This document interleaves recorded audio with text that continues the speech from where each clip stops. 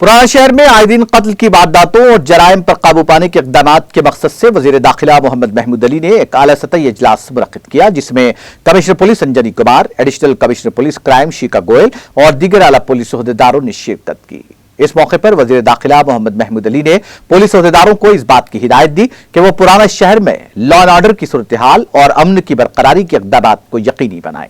वज़ीर दाखिला मोहम्मद महमूद अली ने कहा कि वज़ीर आला KCR रियासत खास तौर पर दारुल हुकूमत हैदराबाद में अमन व अमान की सूरत हाल को बरकरार रखने के लिए संजीदा है और इस ज़िमन में पुलिस की जानिब से भी इक़दाम किए जा रहे हैं। ताहम उन्होंने हालिया अरसे में पुराना शहर में कत्ल की वारदातों पर तशवीश का इजहार करते हुए पुलिस को इस ज़िमन में मुनासिब इक़दाम की हिदायत दी।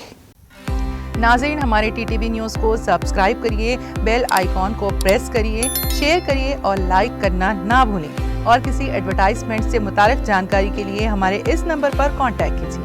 हमारा नंबर है 9550102020।